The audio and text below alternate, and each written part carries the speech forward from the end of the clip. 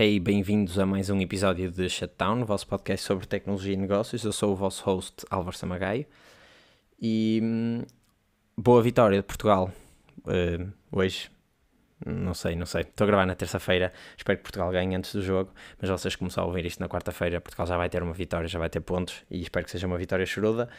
Neste episódio vamos falar sobre o Papa, vamos falar sobre a Disney, vamos falar sobre Unbubble, AI e o Be Real, o Elon Musk, e vamos começar com o Euro, algumas stats engraçadas do Euro, e acho que é isso. Pronto, vamos passar para o episódio sem mais demoras. Já sabem, se gostam disto, partilhem com mais pessoas para chegar a mais gente.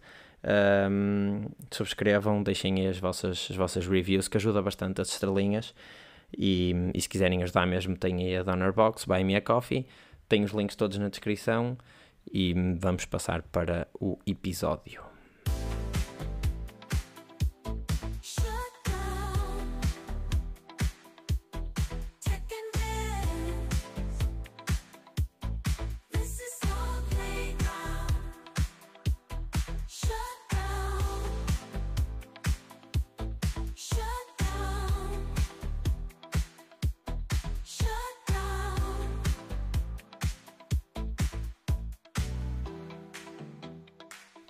Tal como eu disse na introdução, esta semana começou o Euro e vamos falar aqui um bocadinho das stats do Europeu.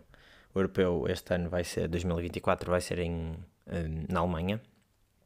Portanto, voltou ao seu formato original de ser só num país, depois de em 2021 ter sido feito em vários países.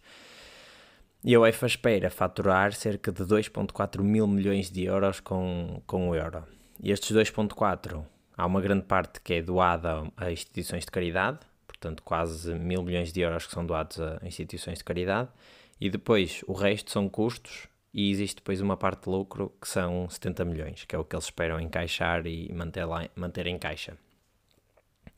Estes 70 milhões são cerca de 30% do seu lucro. Aliás, ao contrário, os 2,4 mil milhões de faturação do europeu são cerca de 35% da faturação total da UEFA com a Champions League e outras ligas europeias. Portanto, que custos é que a UEFA tem aqui? Tem os custos de aluguer dos estádios e operação e etc., que são 650 milhões de euros, pelo menos valores expectáveis, portanto, para alugar os estádios na Alemanha e operar e organizar os jogos e preparar bilhetes e preparar espaços para as pessoas verem os jogos, etc. E depois tem, em termos de receita, depois tem aqueles custos em doações, como tinha dito, e tem também os custos com o prize money, que já lá vamos chegar. Depois, em termos de revenue, o que eles estão a esperar são 1,4 mil milhões, portanto mais de metade da sua faturação vai ser em direitos televisivos, para exclusividade para as várias televisões, são contratos de milhões, muitas das vezes. Aqui em Portugal nós temos em canal aberto alguns dos jogos, e depois na Sport TV não encontrei informação sobre o deal que a Sport TV fez para o europeu, mas a Sport TV passa de todos os jogos, portanto acaba por ter aqui um pseudo-exclusividade para alguns jogos. A audiência no Euro 2020, que aconteceu em 2021 por causa da pandemia, foram acumulados 5,23 mil milhões de pessoas, ou seja, acumulada de todos os jogos, e unique viewers, ou seja, pessoas individuais, foram cerca de 2 mil milhões de pessoas, portanto um quarto, sensivelmente, da população mundial viu algum jogo do europeu ou foi audiência em algum jogo do europeu. Portanto, para além da faturação em direitos televisivos, depois também tem direitos comerciais, ou seja, publicidade no fundo, que espera-se que sejam 570 milhões de euros, e os principais patrocinadores são a Adidas, a Alipay, a Booking.com, Hisense, Vivo, e depois estes foram os que se mantiveram do Euro 2021, do Euro 2020, que vem de 2021, e agora temos a adição da BYD, portanto carros elétricos chineses, e da Betano, que são apostas, e é a primeira vez que uma empresa de apostas patrocina um campeonato europeu. Eles disponibilizaram 2,7 milhões de bilhetes, que dá uma média, acho que são 51 jogos, deve andar à volta de uma média de 50 mil lugares por jogo. Claro que não sei se vai encher ou não, mas pronto, são 2,7 milhões de bilhetes, que também tem uma parte de revenue que eles não disseram quanto é que era, mas não deve ser muito difícil depois tirando as várias fatias. E depois tem os prize monies que vão distribuir, que são 9 milhões só por participação, para cada equipa, e depois tem, adicionalmente, tem prize monies por cada vitória e 8 milhões de euros para o vencedor. No total eles gastam 331 milhões com isto, e o prémio total do vencedor, ou seja, a equipa que ganhar, se ganhar todos os jogos, ganha 28 milhões de euros para a federação correspondente. Portanto, eles, depois de feitas as contas, vão ter 60 milhões de lucro, ou é o que esperam encaixar, que parece, ou seja, para estes valores gigantescos até parece uma margem de lucro bastante baixa. Assim, contas rápidas, deixem-me buscar a calculadora, que se tenta dividir por 2.4 mil, dá 3%. Pronto, não parece assim uma margem muito interessante, mas é porque também eles dão uma grande parte a instituições de caridade, e 70 milhões, de facto, em valor absoluto é bastante, mas é um evento que mexe imenso dinheiro. Isto para a UEFA. Para a Alemanha, o que eles esperam são 1.000 milhões de retorno por terem organizado o Euro lá, portanto isto em restauração, basicamente os setores de turismo principalmente, também algum de retalhistas, que vão ter mais pessoas e portanto mais pessoas a passar à frente das montras e das lojas. As pessoas estão muito esperançosas que isto venha reanimar um bocadinho a economia alemã, que tem estado um bocadinho morta, entre aspas, e esperam-se 600 mil visitantes e um extra de 1,5 milhões de noites passadas lá na Alemanha. Portanto, vai ser um torneio não tão grande como o Mundial 2006, que é assim o ápice, e eles têm muito carinho por esse torneio na altura, mas acho que é um torneio que mexe muita gente, mexe muito dinheiro, e que esperemos que Portugal ganhe, é isso. Eu estou a gravar isto na terça-feira, antes do jogo, portanto, mas eu acredito que depois que amanhã, quando forem ouvir isto, estaremos já com uma vitória. Espero que choruda, com muitos golos. Vamos ao próximo tema.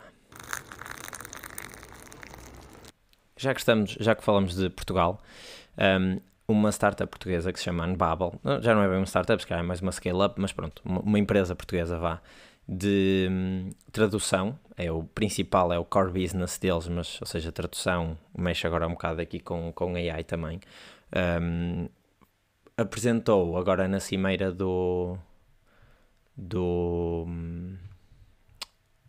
numa cimeira das Nações Unidas, apresentou uma solução para ajudar pessoas com esclerose lateral amiotrófica, portanto a doença do Stephen Hawking,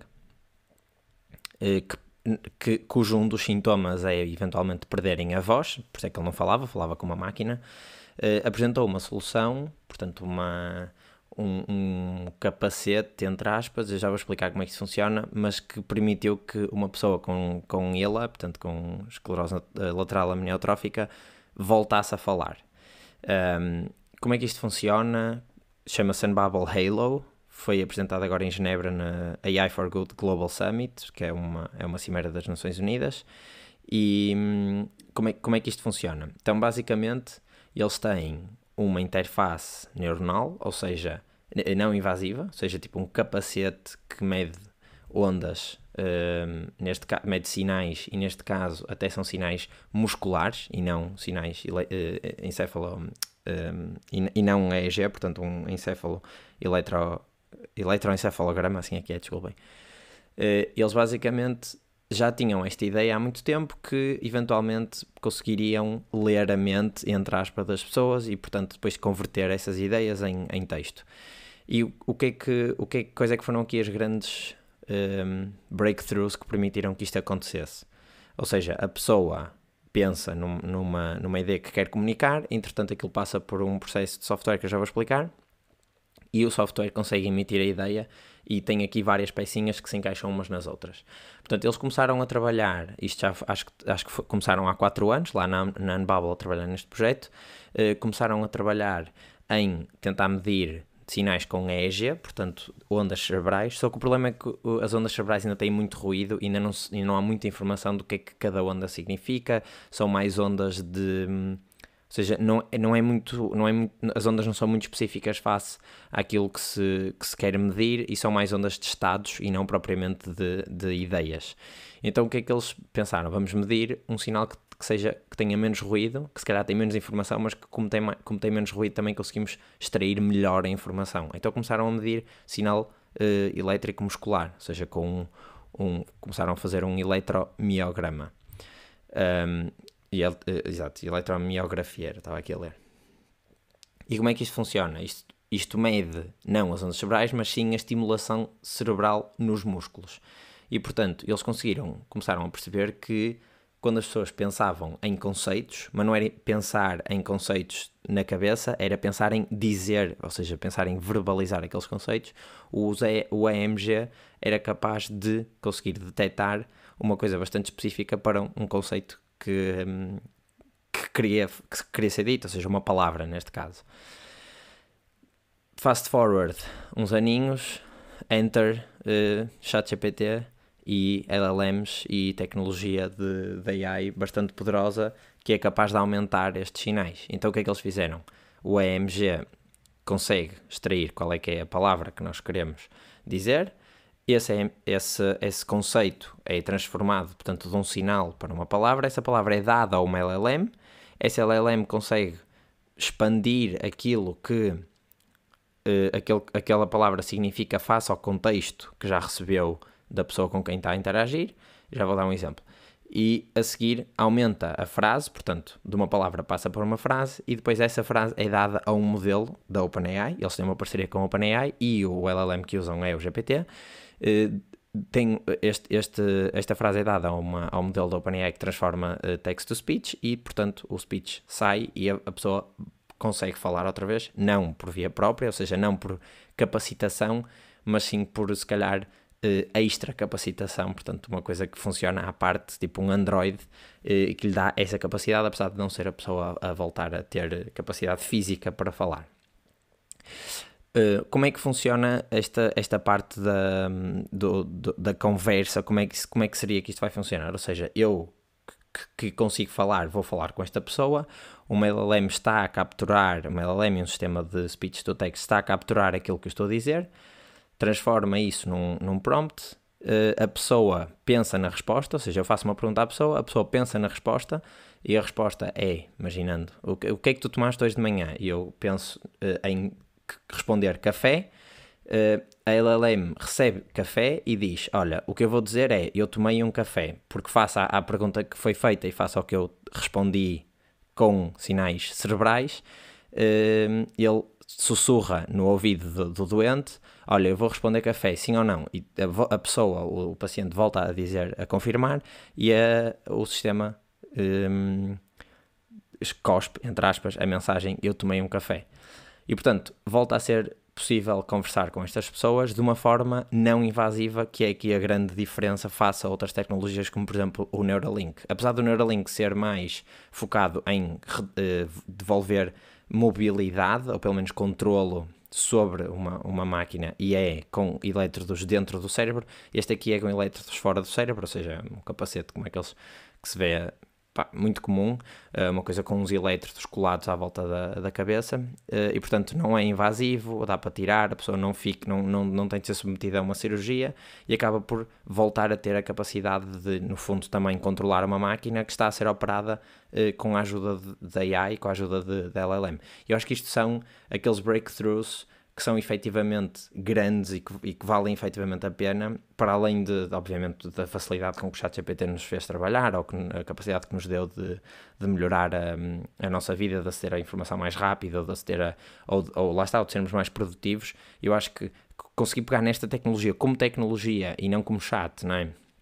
E pensar em casos em que essa tecnologia pode ser aplicada para efetivamente melhorar a vida destas pessoas que perderam a voz e, portanto, estão a perder cada vez mais capacidades, acho que é aqui que vale a pena também investir bastante, e é muito fixe de ser uma empresa portuguesa, uma startup portuguesa com DNA bastante português, com escritórios em Lisboa, a conseguir transformar isto numa realidade. O CEO, que se chama Vasco Pedro, disse que acredita que nós temos basicamente várias camadas do cérebro, portanto temos uma parte mais, vou dizer a palavra aqui, se calhar visceral, não é bem esta a palavra, mas que controla as nossas funções mais básicas, tipo respirar, tipo piscar os olhos, coisas que nem pensamos em fazer. Temos um córtex que controla a parte mais racional, portanto as decisões que nós tomamos e como é que isso depois atua sobre o nosso corpo, e o que ele diz é que agora vai haver, com a capacidade desta tecnologia nova e, portanto, desta fusão entre Brain-Computer Interfaces e AI, um Uber Cortex, que é como ele estava a chamar, que é no fundo, uma nova camada cerebral externa que é atuada com interfaces neuronais, com headphones, com computadores, com chats, com não sei o quê, e que vai ainda aumentar a capacidade cerebral humana para chegar ainda a mais longe. Portanto, este caso, acho que tem... Ou seja, começar com esta tecnologia para resolver um problema bastante real de pessoas que sofrem isto no seu dia-a-dia, acho que é uma maneira ótima de testar a tecnologia, porque vai ser testada logo numa situação de limite e que depois provavelmente vai evoluir para uma tecnologia mais comercial e com mais pessoas a utilizarem. Há muita coisa que é feita assim. A Microsoft há uns anos tinha uma approach muito baseada em criar tecnologia para pessoas com deficiências que depois iriam ser úteis para pessoas que não tivessem essas deficiências. Vemos isso também com a Apple, ou seja, há muitas coisas que começam por ser features de acessibilidade nos iPhones e que depois passam a ser features úteis para toda a gente, tipo transcript e etc., que começaram por ser features para pessoas que não têm essa capacidade. E portanto ter aqui uma LLM nossa que vai comunicando e que vai tipo aumentando, e eu só tenho de pensar no que quero dizer e alguém atua por mim. Soa mesmo a ficção científica, aqui a androids e a controlarmos máquinas que estão attached a nós e que nos aumentam. Mas pronto, é giro, está aqui, eu deixo aqui o link para vocês verem. Aqui a notícia que ele explica bastante bem isto que eu estava também aqui a explicar, e acho que a parte mais interessante aqui é mesmo a fusão entre as duas tecnologias e o facto de eles usarem uma tecnologia que não é óbvia, que é o EEG, portanto o eletroencefalograma. Não usam o eletroencefalograma e usam a eletromiografia, que não é óbvio para tentar ler pensamentos, mas efetivamente que uma pessoa pensa em dizer qualquer coisa, há um estímulo motor que pode ser capturado por aqueles sensores. E agora, já que falamos na Neuralink, vamos falar do Elon Musk, que esta semana viu o seu pay package de 56 mil milhões de dólares aprovado por um shareholder voting que tinha sido desaprovado, ou rejeitado neste caso, em janeiro deste ano. Ou seja, como é que isto aconteceu, porque é que isto é importante, qual é que é aqui a história? Em 2018 houve um voto para aprovar um pay package, portanto um pacote de compensação para o CEO da Tesla, e isto é só para a Tesla, de 56 mil milhões de dólares. O Elon Musk disse que só conseguia focar-se na Tesla se tivesse este pack tão alto. Disse que queria ter, ele tem atualmente 13% do capital da Tesla e queria ter cerca de 25% para poder tomar decisões, para conseguir guiar a Tesla. O que aconteceu foi que houve um processo imposto contra este pay package e, portanto, uma empresa pública pode ser processada por um dos shareholders, ou seja, eu quando compro uma ação da Tesla passo a poder processar a gestão da Tesla. É assim que funciona e é por isso que significa que é uma empresa pública, é porque qualquer shareholder pode efetivamente abrir um processo legal contra a empresa, e portanto foi isso que aconteceu. Houve um shareholder, um grupo de shareholders que abriu um processo contra este package, disse que era um package que era demasiado grande, face à performance da empresa, e 2, ao facto do Elon Musk não estar 100% focado na Tesla. Portanto, o Elon Musk neste momento tem a SpaceX, tem a Neuralink, tem o próprio do Twitter que comprou em 2022 e a Tesla para gerir, e portanto eles disseram que face a estes 56 mil milhões e à performance da Tesla e à atenção que seria captável dele para a Tesla, não fazia sentido. O Supreme Court de Delaware, que é onde a Tesla está based, tipo headquarters legal, é no estado de Delaware, deu razão a este shareholder e, portanto, fez revoke ao pay package. Este pay package são 56 mil milhões durante 10 anos, ou seja, seriam 5 mil milhões por ano, que é um valor completamente absurdo.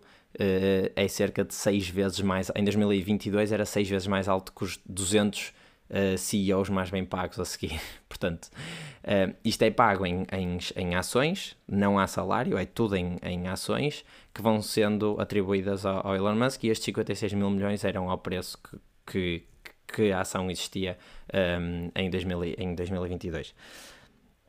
Entretanto, aconteceu outro shareholder meeting e ele fez alguma campanha para voltarem a aprovar este pay package, ou seja, a parte legal ainda não ficou resolvida, mas se os shareholders por maioria votarem a favor, que foi o que aconteceu, ou seja, ele viu o seu pay package aprovado, à partida ele vai voltar a ter direito a estes milhares de milhões todos. E portanto vai passar a ser outra vez o CEO mais bem pago e é o maior deal de sempre de Corporate America.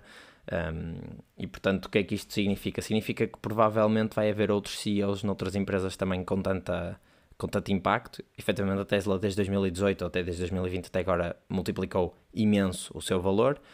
Ele vai poder comprar as ações a 20 e tal dólares e elas neste momento custam tipo 190, portanto é um ganho gigantesco de capital.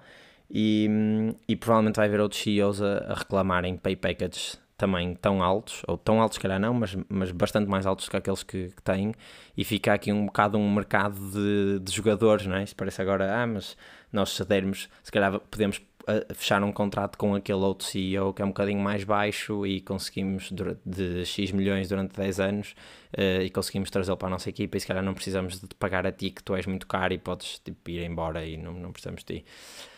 Engraçado ver isto. Não é bem jogadores porque aqui eles têm algum peso na matéria, não é? Ele tem 13%, portanto os votos dele contam uma grande parte para ele próprio, mas é um marco histórico de ter um CEO a receber tanto, ainda por cima para uma empresa que neste último ano está abaixo do valor, ou seja, cresceu, não está em crescimento, mas que nos últimos anos todos tem crescido gigantemente. Ou seja, ele quando este pay package foi aprovado em 2018, a Tesla valia 50 mil milhões, entretanto em 2021 ou 2022 roçou os 1 bilhão, ou seja, o trillion em inglês, ou seja, 1 milhão de milhões, não é? E portanto isto são ganhos gigantescos que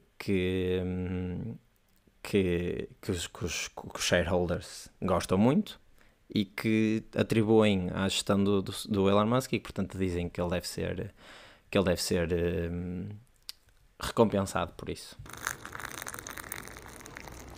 A propósito de milhões e trilhões, o BeReal foi comprado, ou vendido neste caso, a uma empresa. A BeReal é uma rede social mais autêntica, ou seja, não é possível colocarmos fotografias tiradas previamente. Aquilo, como é que, se calhar, antes de começar aqui a explicar a parte da aquisição, explicar o que é a BeReal. Portanto, aquilo nasceu em 2019 de uns miúdos franceses com cerca de 20 anos ou 25 anos, e que fizeram uma aplicação que seria mais autêntica do que o Instagram e portanto aparece uma notificação e a pessoa tem 2 minutos para tirar uma fotografia e isso permite ver as outras fotografias que a pessoa tirou. Se eu não tirar a minha fotografia não consigo ver as outras e portanto aumenta muito o engagement da rede social, é uma rede social, mas por outro lado, e eu acho que é aqui que o BeReal estancou um bocadinho, o facto de eu ter de tirar uma fotografia e naquele momento se calhar não estou a fazer nada de interessante,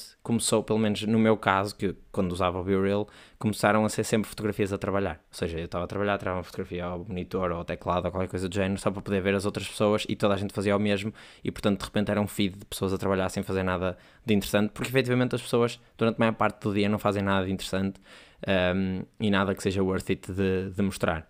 Mas pronto, esta sensação de ser mais autêntica e de quebrar um bocadinho aqueles standards do Instagram de perfeição e de filtros, imagens editadas, fez crescer muito rápido. Em 2022 chegaram a um pico de 50 milhões de utilizadores, dos quais eles dizem que metade é daily active, pelo menos 6 dias por semana, ou seja, 25 milhões são daily active pelo menos 6 dias da semana.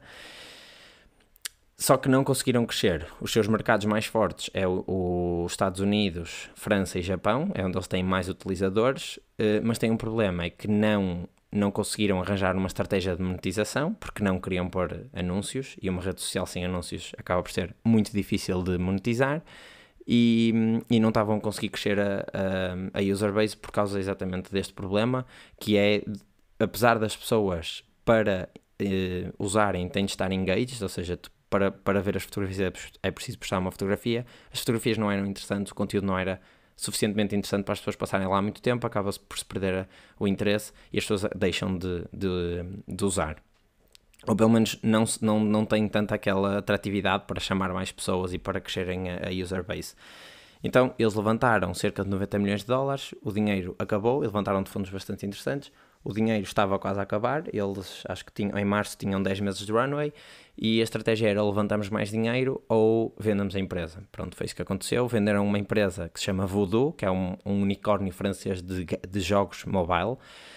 E vocês, se calhar, não conhecem a Voodoo, eu também não conhecia, mas eles têm aqueles joguinhos todos que aparecem nas publicidades das aplicações que não são pagas. Ou seja, aqueles mob control, de irmos com um homenzinho que depois apanha mais figurinhas e que depois perde algumas. Ou tipo Paper.io, que é aquele das cobrinhas. Portanto, todos aqueles joguinhos que parecem falsos e que nos vão comer os dados, parece que nos vão comer os dados do telemóvel, são feitos pela Voodoo. E aquilo depois leva com ads e, portanto, aquilo é um motor gigante de pessoas a jogar aqueles joguinhos e a terem ads. Por quanto é que foi vendido? Foi vendido por 500 milhões de euros, ligeiramente abaixo da sua última avaliação de 587, portanto não se perdeu muito dinheiro, apesar de também não ter aumentado, não é? Isto foi em abril de 2022, eles estavam avaliados em 587 milhões, agora foram comprados em 500, portanto não se perdeu muita coisa.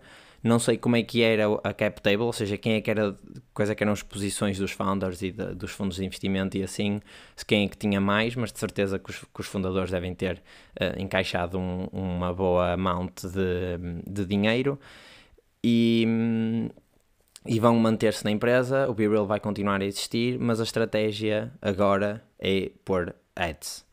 E portanto, ao pôr os ads, se calhar vai-se perder exatamente aquilo que levou as pessoas a usar mais o BeReal e menos o Instagram, que era a parte da autenticidade, era a parte de quase ser vista como uma rede social pura, entre aspas, porque as fotos não eram trabalhadas, não havia anúncios, era uma coisa mesmo peer-to-peer, toda a gente estava lá porque gostava de estar lá. Mas efetivamente, se não der dinheiro, não é muito possível manter a operação.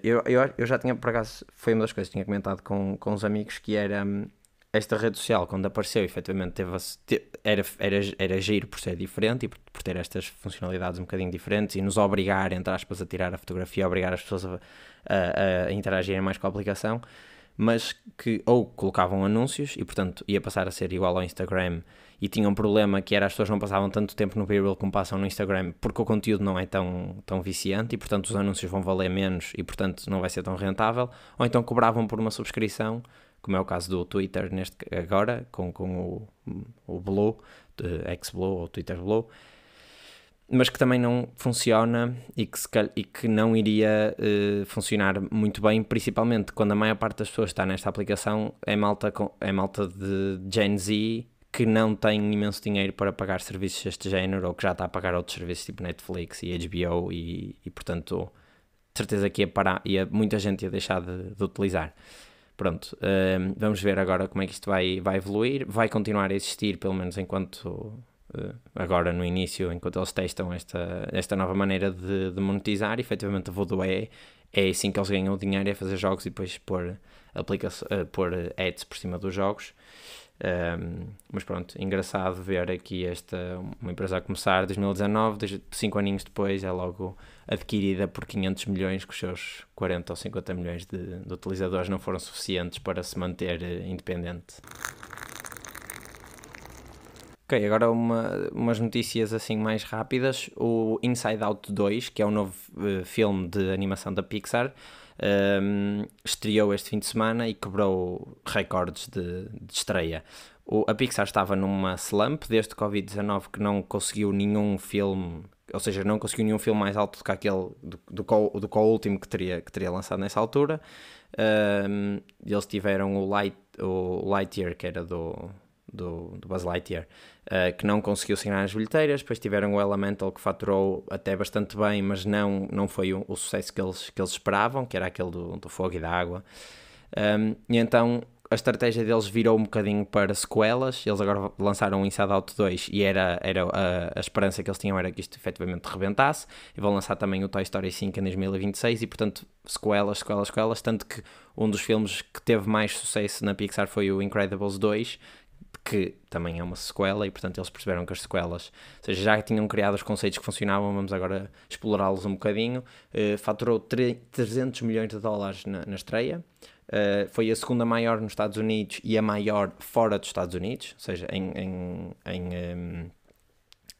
foi mais ou menos metade, 150 milhões em cada lado. E portanto acho que no total foi o melhor lançamento de filmes animados da história dos filmes animados. E portanto ainda não vi o filme. Eu gostei muito do Inside Out 1. Vamos ver agora se o 2 é giro. Não consigo fazer spoilers porque também ainda não vi. E é isso. Agora outra notícia assim também mais rápida e ligada com entretenimento. O House of the Dragon, que é a prequela do Game of Thrones, vai estrear agora este ano. A primeira temporada estreou em 2022 e a HBO está a gastar 100 milhões de dólares em marketing para criar hype deste evento. Estão a usar uma estratégia que também já foi usada por outras coisas, que é usar um mix entre CGI e coisas reais e ativações reais no mundo real. Eles puseram um dragão insuflável à volta do pico, ou seja, da parte de cima do Empire State Building. E depois fizeram muito conteúdo à volta disso, e então havia muita gente a achar que era falso, que era tipo CGI, outras pessoas a ver que efetivamente era verdadeiro, e houve alguma conversa em relação a isso. Puseram também e este foi CGI, uma bandeira do Targaryen num castelo no México, e acho que até houve algum clash desse município a dizer: olha, nós nunca poríamos uma bandeira desse género, e se vocês não tiram esses conteúdos, isto é falso, se vocês não tiram esses conteúdos nós vamos processar a HBO. Portanto, mas é isso que eles querem, no fundo, é que se fale sobre estas notícias. Um exemplo também engraçado de uma coisa que se fez foi quando houve o filme da Barbie, que houve também estas ativações mais para as redes sociais, que é onde as pessoas estão, basicamente, porque se eles fizessem este caso do Empire State Building, as pessoas que vivem ou que passam por Nova Iorque vêm, mas o resto do mundo vai ver via redes sociais, e portanto se eles só criarem nas redes sociais têm praticamente o mesmo impacto. Mas na Barbie eles por acaso usaram uma estratégia muito engraçada, que foi: colocaram uma casa de Malibu, prepararam uma casa, pintaram-na de cor-de-rosa, puseram aquilo tudo arranjadinho e puseram no Airbnb, e isso foi a campanha. Portanto, virtualmente, claro que tem custos de preparar a casa, mas virtualmente não tem custos nenhuns, põe na campanha, as pessoas já estão no Airbnb, ou seja, o Airbnb já tem a sua audiência, passa a ser muito engraçado, passam a ter esse efeito de partilha, e eu gosto sempre muito destas estratégias que misturam um bocadinho o social media digital com ativações no mundo, na vida real. E últimas duas. O Papa participou na cimeira do G7, portanto das maiores economias do mundo, mais ou menos, não é bem, mas daqueles países mais poderosos. E a sua intervenção foi sobre ética em AI e não deixar cair a dignidade humana ao desenvolver modelos de AI e mecanismos de AI, e portanto pensar sempre sobre ter uma perspectiva human-centric durante o desenvolvimento da AI, principalmente não só no desenvolvimento, mas também na regulação, porque depois isso vai controlar o desenvolvimento. É a primeira vez que o Papa fala no G7, porque foi em Itália, portanto foi um convidado especial, mas o Vaticano já tinha sido bastante verbal nisto da AI, e acho que há até um documento que serve um bocadinho de base para tudo que é regulação de AI, e que foi feito pelo Vaticano. Portanto é engraçado ver a Igreja, que há uns anos se calhar era há uns anos, há bastantes anos, há milhares de anos, tinha uma perspectiva bastante proibitiva de ciência, e agora a aliar e a dizer, olha, vamos fazer AI, acho que é uma tecnologia muito fixe e as pessoas vão usar isto de certeza, mas vamos fazê-la bem e vamos fazer portanto é aqui um shift no mindset pelo menos da Igreja Católica. Não sei se entretanto outras religiões fizeram o mesmo. Uma outra curiosidade é que o Department of Justice dos Estados Unidos abriu um processo e acho que já venceu alguns destes processos, não foi um, foram vários, de startups ou de empresas de telehealth que faziam marketing nas redes sociais, Instagram e TikTok, e portanto a estratégia era fazerem publicidades de modo a que as pessoas achassem que estavam a ser diagnosticadas com ADHD ou que poderiam ter ADHD e doenças do género. Depois facilitavam a marcação de uma consulta. Como houve um relaxamento da regulação para facilitar o telehealth durante a pandemia, que depois ainda não foi reposto, estas empresas estavam a diagnosticar falsamente ADHD para depois poderem vender os fármacos de ADHD, e era aí que eles ganhavam bastante. E portanto tinham este ciclo vicioso de as pessoas achavam que tinham doença, marcavam uma consulta, depois na consulta o médico prescrevia estes medicamentos até com programas de refill e de reutilização, e não fomentavam novas consultas, e portanto as pessoas ficavam depois, até porque estes medicamentos têm uma alta taxa de adição, e portanto as pessoas ficavam agarradas àquilo, e abriram agora processos, e já houve pelo menos 2 empresas que já foram fechadas e que tiveram de pagar uma indemnização gigante, e acho que até já foram mesmo presos os CEOs ou executives dessas empresas. E pronto, acho que é isto.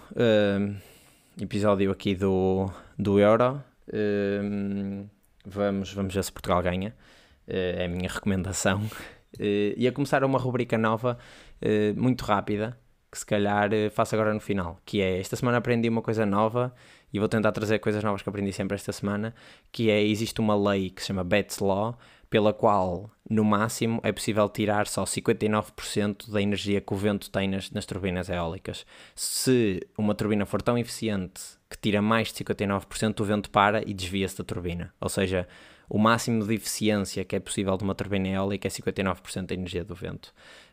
Isto tem a ver com a aerodinâmica, vou deixar aqui o link para vocês verem, mas pronto, aqui um facto engraçado. É isso, se gostarem, partilhem, deixem as reviews. Eu vi que a malta foi deixando reviews, é isso, vamos deixar mais, que é isso que faz subir o podcast, para mais malta descobrir. Partilhar também ajuda imenso, e subscrever, que é para depois não perderem quando saírem novos. Eu lancei um episódio bónus mais curtinho a meio da semana mesmo só sobre a opinião, portanto sem notícias nem nada.